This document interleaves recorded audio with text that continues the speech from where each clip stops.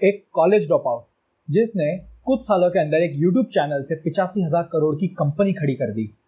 जी हाँ, आज की इस वीडियो में मैं बात करने वाला हूँ अलक पांडे की, AKA फिजिक्स वाला। तो इस वीडियो में हम ये जानने वाले हैं कि कैसे जो फिजिक्स वाला है वो इंडिया का एकलौता ऐसा टेक स्टार्टअप है जो कि प्रॉफिटेबल है, एंड अलक पांडे ने क्या क्या स्ट्रेटेजीज अपनाई थी अपने आप को एक यूनिकॉर्न बनाने। तो अगर आप चैनल पे नए हैं तो प्लीज चैनल को अभी के अभी सब्सक्राइब कर दीजिए, बेल आइकन दबा दीजिए ताकि आपको भी ऐसी नई नई वीडियोस की नोटिफिकेशन मिलती रहे। मेरा नाम है Naman and I am CEO and co-founder of टेक्योन।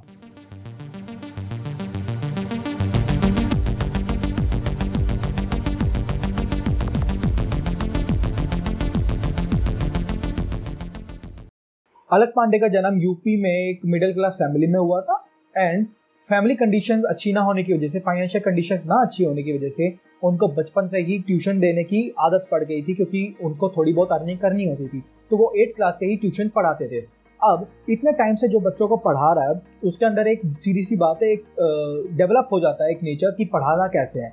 And दूसरी बात, साइकोलॉजी पता चल जाती है कि बच्चों को क्या क्या चीज़ें पसंद आती है, कि वो टीचर में क्या चीज़ें ढूंढते हैं। प्लस वो खुद में भी अपने आप में एक स्टूडेंट्स थे, तो वो जानते थे कि किस हिसाब से मैं अपनी इन चीज़ों के अंदर इम्प्रोवाइज़ करूं, जिससे जो मेरे कलीग्स है या जो मेरे से छोटे हैं उनको वो ज़्यादा अच्छी चीज़ समझ में आए। फिर कुछ टाइम के बाद उन्होंने कानपुर की हरकट बटलर टेक्निकल यूनिवर्सिटी से मैकेनिकल डिपार्टमेंट में बीटेक करी, लेकिन 3rd ईयर में आके उन्होंने ड्रॉप कर दिया। क्यों? क्योंकि उनको मज़ा ही नहीं आ रहा था और उनको लगा था कि यार जो मैं पढ़ रहा हूँ वो रिलेवेंट तो है ही नहीं, एंड आगे चल के मैं पता नहीं इसमें जॉब मिलेगी नहीं मिलेगी, तो उन्होंने ये चीज़ें ड्रॉप आउट कर दी। बाद में जब उनकी सिस्टर को ये बात पता चली तो उनकी बहन ने आके ये बात बोला कि देखो यार, फैमिली कंडीशंस वैसे ही ख़राब हैं, जो एजुकेशन लोन लिया हुआ है उसको भी रिपे करना है, तो यार तुम छोड़ो मत, ऐसा करो तुम पढ़ लो, कंटिन्यू कर लो, जॉब कर लो, बाद में तुम इसमें जो अपना काम करना चाहते हो कर लेना। तो उन्होंने बोला कि नहीं, मैं अभी मेरे को समझ नहीं आ रहा क्या करना है। तो उन्होंने बोला कि इनकी बहन ने कि देखो यार, पढ़ना नहीं है तो क्या करोगे, चाय वाला बनोगे। तब उन्होंने सोचा वो चाय वाला तो नहीं, लेकिन हाँ फिजिक्स वाला ज़रूर बन जाएंगे, एंड वो आगे चल के फिजिक्स वाला बन भी जाते हैं। फिर उन्होंने अपनी एक यूट्यूब चैनल स्टार्ट किया जहाँ पे वो बच्चों को पढ़ाने लगे, लेकिन बाद में उनको रियलाइज़ हुआ कि उनका चैनल ग्रोथ ही नहीं कर रहा स्टार्टिंग डेज में। ऐसा इसलिए था क्योंकि जितने भी बच्चे थे ना, मतलब जो भी बड़े बड़े यूट्यूब चैनल्स थे जो कि इनको पढ़ा रहे थे, वो सब CBSE को टारगेट कर रहे थे। ICIC वाले तो आवारा गर्दी, मतलब उनको तो आवारा छोड़ रखा था कि देखा यार तुम अपने देख लेना। इन्होंने ये समझ लिया कि देखो यार, अगर थोड़ा बहुत मेरे को ग्रोथ चाहिए तो मेरे को ICIC वाले स्टूडेंट्स को भी देखना पड़ेगा। तो वो उनके सिलेबस के ऊपर काम करने लगे, उनको पढ़ाने लगे, जिसकी वजह से उनके जो सब्सक्राइबर्स थे, उनके व्यूज़ थे, वो यूट्यूब पे बढ़ने लग गए।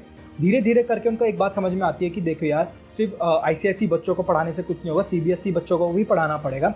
दूसरी बात, सिर्फ फिजिक्स से ही वो नीट JEE क्लियर नहीं कर सकते या 12th क्लियर नहीं कर सकते, उनको maths, biology, chemistry and physics सबके टीचर्स को उनको अपॉइंट करना पड़ेगा। अब अगर वो टीचर्स को अपॉइंट करेंगे तो उनको सैलरी भी देनी पड़ेगी।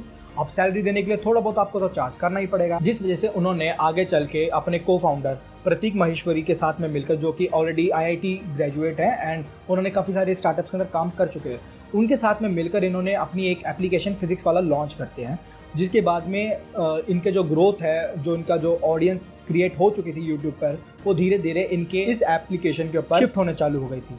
अब उसी टाइम पे अनअकैडमी जैसी कंपनीज भी ग्रोथ कर रही थी, एंड अनअकैडमी ने देखा कि वाह, ये बंदा कौन है अलक पांडे, मतलब इसका इतना क्रेज़ बन चुका है, इतने लोग इसको पसंद करते हैं, बच्चे इसको पढ़ना चाहते हैं इससे। तो इन्होंने इनको ऑफ़र किया, देखो यार हम तुम्हें हायर करते हैं, 40 करोड़ रुपए साल का इन्होंने ऑफ़र किया सैलरी के तौर पर, सीरियसली 40 करोड़ रुपए। एंड अलक पांडे ने इनको नकार दिया। उनके अलावा अगर कोई भी होता ना तो वो इस ऑफ़र को नहीं ठुकराता, लेकिन इन्होंने ठुकरा दिया क्योंकि इनका मानना था कि मेरा गोल कुछ और बड़े हैं। बाद में जब इन्होंने बात बोली कि नहीं चलो ठीक है, अनअकैडमी ने बोला कि देखो तुम्हें रिक्रूट नहीं होना, ठीक है कोई बात नहीं, हम तुम्हारी कंपनी के अंदर 75 करोड़ रुपए इन्वेस्ट कर देते हैं 10% इक्विटी के ऊपर। उन्होंने वो भी मना कर दिया कि नहीं, मुझे नहीं करना। अनअकैडमी की ऑफ़र ठुकराने के बाद में उन्होंने कुछ साल के बाद देखा कि यार देखो फंडिंग की तो नीड है ही, क्योंकि हमें भी एक्सपैंड करना है। इस वजह से उन्होंने क्या किया कि वेस्ट ब्रिज वेंचर से एंड GCDV वेंचर से फंडिंग रेज करी 1.1 बिलियन डॉलर्स की, यानी कि अगर मैं इंडियन रुपीज़ में कन्वर्ट करूँ तो वो अराउंड बनता है 8500 करोड़ रुपीज़, यानी कि वो रातों रात यूनिकॉर्न बन गए। तो अब उनका ये इतना जो फिजिक्स वाला स्टार्टअप था वो इतना बड़ा कैसे बना, इसके बारे में जानने से पहले हमें ना टोटल में एक्चुअली में जो एजुकेशनल मार्केट है उसका सेक्टर का एक बिजनेस मॉडल समझ लेते हैं कि यहाँ पे किस टाइप के बिजनेस काम करते हैं एंड क्या इनका बिजनेस मॉडल हो। तो यहाँ पे पहले आते हैं जो हमारे कन्वेंशनल कोचिंग इंस्टीट्यूट होते हैं, जैसे कि आकाश, फिटजी, एलन वगैरह। फिर उसके बाद में कुछ स्टार्टअप्स आ जाते हैं हमारे, जैसे कि वेदांतु, बायजूस, अनअकैडमी। फिर उसके बाद में आते हैं हमारे इंडिविजुअल क्रिएटर्स जो कि यूट्यूब कैटेगरी के अंदर काम करते हैं, जो कि फ्री में प्रोवाइड करते हैं। एंड ये टोटली जो इनका काम होता है वो सारा का सारा बेस होता है एडसेंस रेवेन्यू से। अगर मैं बात करूं जो कन्वेंशनल जो हमारे कोचिंग इंस्टीट्यूट्स होते हैं, इनका काफ़ी सारा खर्चा होता है, क्योंकि इनके एक बड़ी बिल्डिंग होनी चाहिए, यहाँ पे अच्छे टीचर्स होने चाहिए, इंफ्रास्ट्रक्चर अच्छा होना चाहिए, क्योंकि स्टूडेंट्स आते हैं, पढ़ते हैं, बहुत सारी चीज़ें यहाँ पे मायने करती हैं। तो जिस वजह से जो इनका मैक्सिमम खर्चा जाता है वो इन सब चीज़ों में चला जाता है एंड इनके पास थोड़ा सा रेवेन्यू कम बचता है। बाद में आते हैं हमारे जो एडटेक कंपनीज होती है, जैसे कि बायजूस वगैरह, अनअकैडमी वगैरह। तो इनका क्या होता है, इनको कोई ऐसा इंफ्रास्ट्रक्चर बनाने की जरूरत तो होती नहीं, बस सर्वर्स वगैरह होते हैं एंड ऑफिस वगैरह ऑफकोर्स होता है, लेकिन इनको बच्चों को ऑनलाइन पढ़ाना होता है, जिस वजह से जो इनकी फीस होती है वो कन्वेंशनल से थोड़ी सी कम होती है, थोड़ी सी नहीं, बहुत कम होती है। फिर आते हैं हमारे जो इंडिविजुअल्स क्रिएटर्स होते हैं यूट्यूब पे, जिनसे हम सबको पढ़ना बहुत पसंद है, क्योंकि फ्री का माल किसको नहीं पसंद। यहाँ पे फील भी है एंड फ्री भी, दोनों ही। तो इस वजह से जितने भी जो क्रिएटर जो हमारे अलग पांडे हैं वो इसी जो लास्ट फाइनल कैटेगरी आती है ना, उसके अंदर लाई करते हैं। तो अब हम बात करते हैं कि कैसे उन्होंने अपने स्टार्टअप के अंदर कौन सी स्ट्रैटेजीज अपनाई एंड किस हिसाब से अलग पांडे ने अपने स्टार्टअप को इतना जल्दी ग्रोथ किया। तो यहाँ पे ना हम 4 पीस की बात करेंगे, 4 पीस ऑफ मार्केटिंग। तो पहला पीस ऑफ मार्केटिंग है प्रोडक्ट। तो देखिए यार, इनको बहुत अच्छे से मालूम था कि जितने भी एडटेक कंपनीज वगैरह हैं, जो इनके प्रोडक्ट, किसी का टेक्नोलॉजी अच्छी होगी, किसी का सॉफ्टवेयर अच्छा होगा, किसी का एनिमेशन अच्छा होगा, लेकिन यहाँ पे जो इनका प्रोडक्ट था ना, इनको इन्हें बात समझ में आ गई। देखिए कि यहाँ पे जो सिलेबस है वो मायने नहीं करता, यहाँ पे टेक्नोलॉजी इतनी मायने नहीं रखती है, यहाँ पे मायने रखता है टीचर। टीचिंग लाइन में आप सभी को मालूम है कि एक टीचर ही सबसे बड़ी जान होती है किसी भी इंस्टीट्यूट की। अगर टीचर अच्छे नहीं है, चाहे वो सिलेबस कैसा भी हो, फर्क नहीं पड़ता, आप नहीं सीख पाएंगे उससे। इसलिए अलग पांडे ने अपने ऊपर फोकस किया। दूसरा, इनके पास है ना काफ़ी ज़्यादा एक्सपीरियंस था offline as well as online. ध्यान से सुनिएगा, ऑफलाइन पढ़ाने का भी, क्योंकि ऑफलाइन जो पढ़ाते हैं इंटरेक्शन जो होती है वो बहुत ज़्यादा अच्छी होती है स्टूडेंट्स के साथ में। तो उनको ना इस बात का थोड़ा सा इल्म हो चुका था, उनके साइकोलॉजिकल दिमाग में बैठ चुका था कि कैसे बच्चों को पढ़ाना है, जिस वजह से जो इनका इतना एक्सपीरियंस था इसके अंदर, इस फील्ड में उनको काम देता है। फिर बात आती है स्टोरी टेलिंग की। अब मैं स्टोरी टेलिंग पे ऑलरेडी वीडियो बना चुका हूँ, अगर आपने नहीं देखी तो आई कार्ड पे फ्लैश हो चुका होगा, आप जाइए अभी के अभी जाकर वीडियो को चेकआउट कीजिए, फिर वापस इस वीडियो पे आके उसको देख लेना, कंप्लीट कर लेना। तो वीडियो पे वापस आते हैं। तो स्टोरी टेलिंग के मामले में अलग पांडे का लेवल अलग है, क्योंकि अगर आपने उनकी वीडियोस देखी है, अगर आपने उनसे कुछ पढ़ा है, तो आप जानते होंगे कि वो शेर व शायरी करते हैं। ना पढ़ने का तुम्हारे पास 1000 बहाना है, ना पढ़ने का तुम्हारे पास 1000 बहाना है, पर अब ये फैसला तुम्हारा है कि जीवन भर दूसरों के व्हाट्सएप स्टेटस देखने हैं या खुद का अपना एक स्टेटस बनाना है। थोड़ा सा एक्टिंग वगैरह करते हैं, हंसी मजाक करते हैं, अपनी बॉडी के ऊपर पर्सनैलिटी अगर उनकी देखोगे तो एक नौजवान टाइप में लगते हैं कि यार मैं तुम्हारे जैसा ही हूँ। प्लस उनकी बॉडी के ऊपर टैटूज़ है, जैसे यहाँ पे बाजू पे उनका पाई का टैटू हो गया, और यहाँ पे उनका E=mc का जो थ्योरी ऑफ रिलेटिविटी की आइंस्टाइन की इक्वेशन थी उसकी हो गई। तो ये सब देख के ना उनको लगता है कि यार ये तो ना यूथ है, कोई प्रोफेसर नहीं है, हमारे ही बंदा, हमारे जैसा बंदा निकला हुआ स्टूडेंट्स का, एंड यही हमें आके पढ़ा रहा है। तो इस वजह से इनको बहुत ज़्यादा फ़ायदा मिला है इस चीज़ के अंदर। फिर हमारा सेकंड आता है प्राइस। अगर मैं प्राइस पॉइंट की बात करूँ तो जो कन्वेंशनल कोचिंग इंस्टीट्यूट्स होते हैं वो 2 से 3 लाख रुपए लेते हैं साल का। यहाँ पे अगर मैं बात करूँ एडटेक कंपनीज़ की, तो एडटेक कंपनीज़ अराउंड 40 से 1 लाख रुपए के बीच में ये ले सकती हैं। एंड बाद में अगर मैं फिज़िक्स वाला की बात करूँ, फिज़िक्स वाला का प्राइस पॉइंट ही बहुत कमाल का, मतलब यही एक मेन रीज़न है कि इसके पास इतने लोग क्यों आते हैं, क्योंकि इसका जो प्राइस पॉइंट है वो है 4000 रुपये, सिर्फ 4000 रुपये साल का, जिस वजह से जो ज़्यादातर जो स्टूडेंट्स हैं जो कि गरीब हैं वो भी आके यहाँ पे पढ़ सकते हैं और उनको बहुत ज़्यादा हेल्प मिलती है इस चीज़ के अंदर। तो इसको ना इस तरीके से समझिए कि अगर मैं बात करूँ पिछले साल में अनअकैडमी एंड जो फिज़िक्स वाला था, इनके ना मोटा मोटा एक जैसा ही रेवेन्यू जनरेट हुआ था। जो फिज़िक्स वाला ने जो रेवेन्यू जनरेट किया था वो 350 करोड़ रुपये का था, एंड जो अनअकैडमी ने जो रेवेन्यू जनरेट किया था वो तो 380 करोड़ रुपये का। तो इन्होंने ये मैचअप कैसे किया, फिजिक्स वाला ने इतनी बड़े स्टार्टअप के साथ मैचअप कैसे कर लिया, तो यहाँ पे आती है प्राइस पॉइंट की बात में। देखिए कि इतने सारे जो स्टूडेंट्स थे, अगर मैं मान लेता हूँ कि जो औसतन इन्होंने फ़ीस चार्ज करी है स्टूडेंट से अनअकैडमी ने, वो थी 38,000 रुपीज़, तो 1 लाख लोगों ने पे किया होगा उसको। बाद में अगर मैं बात करूं कि अगर मैं 3500 रुपये इन्होंने चार्ज किया है, अनअकैडमी ने 3500 रुपये चार्ज किए हैं एक स्टूडेंट से, तो यहाँ पे 10 लाख बच्चों ने फ़ी पे करी है।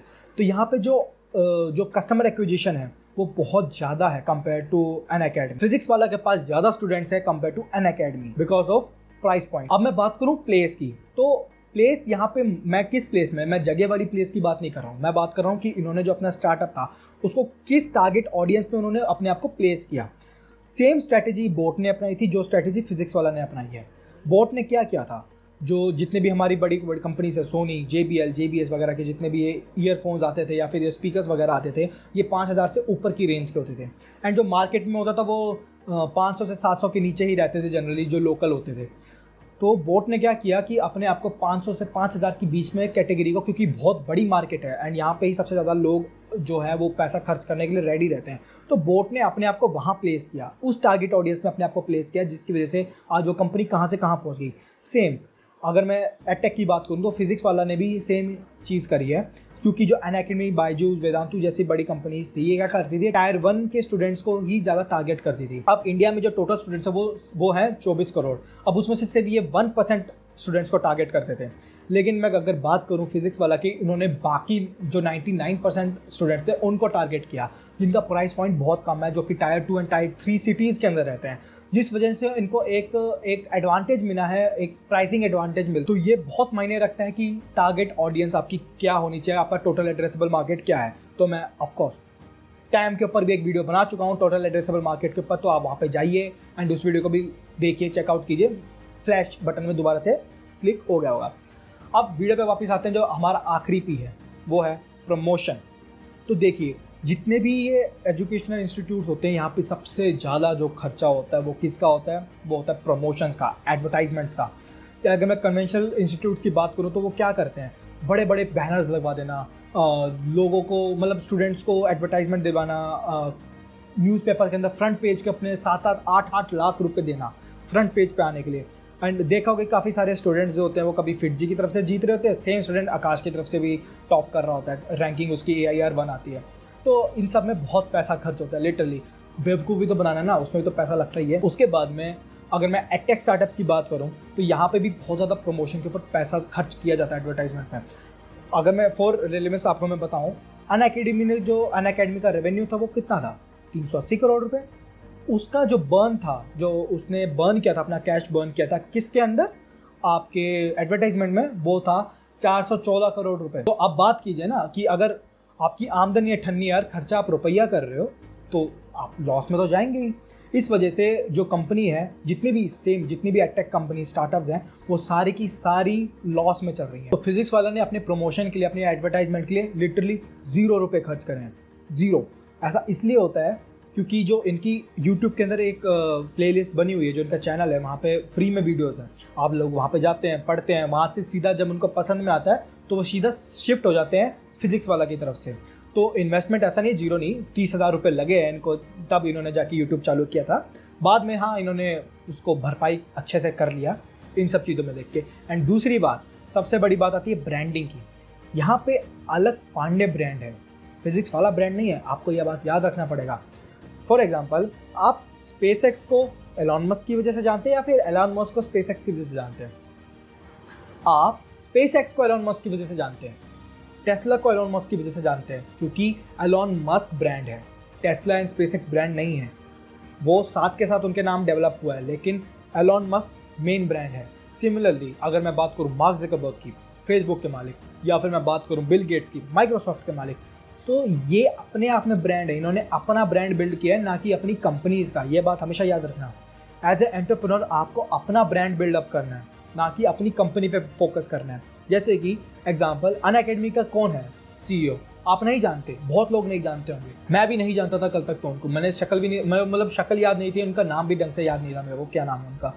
इसीलिए जो ब्रांडिंग होती है वो बहुत ज़्यादा इंपॉर्टेंट मैटर करती है। और यहाँ पे जो ब्रांड वैल्यू बनी है वो किसकी बनी है, वो अलख पांडे सर की है। अलख पांडे ने अपना एक ब्रांड बनाया, अपने आप को एक एज अ ब्रांड प्रेजेंट किया है। उसके बाद में जो इनका स्टार्टअप था फिजिक्स वाला था, क्योंकि इनकी ब्रांड वैल्यू की वजह से ही अनअकैडमी ने इनको 40 करोड़ रुपए की सैलरी देने को बोला था। क्योंकि अगर अलख पांडे इनके प्लेटफॉर्म पे आ जाते हैं, अनअकैडमी के प्लेटफॉर्म पे, तो कितने सारे स्टूडेंट्स को ये अपने साथ में ले आते हैं। सिमिलरली आपको अपने ब्रांड के ऊपर काम करना पड़ेगा, अपने नाम के ब्रांड पे। अब मैंने आपके सामने अपना सारा ज्ञान पेल चुका हूँ, आपको जोन सा पसंद आ रहा, आप जाइए, उठाइए और उसको अप्लाई कीजिए अपने स्टार्टअप के ऊपर। और अगर नहीं करना तो कोई बात नहीं, मजे लेने के लिए क्या दिक्कत है, वीडियोस देखिए, एंजॉय करो, नॉलेज लो, एंजॉय करो। एंड हाँ, थोड़े बहुत अपने दोस्तों के सामने फ्लेक्स भी कर सकते हो। तो अगर वीडियो पसंद आई हो तो प्लीज़ वीडियो को लाइक कर दीजिए, चैनल को सब्सक्राइब कर दीजिए। दोबारा बोलूँगा, प्लीज़ चैनल को सब्सक्राइब कर दीजिए, काफ़ी लोग नहीं करते हैं। एंड अगर आपको मेरा वीडियो पसंद आया एंड लास्ट तक आपने उसको देखा है, उसके लिए आपका बहुत बहुत धन्यवाद।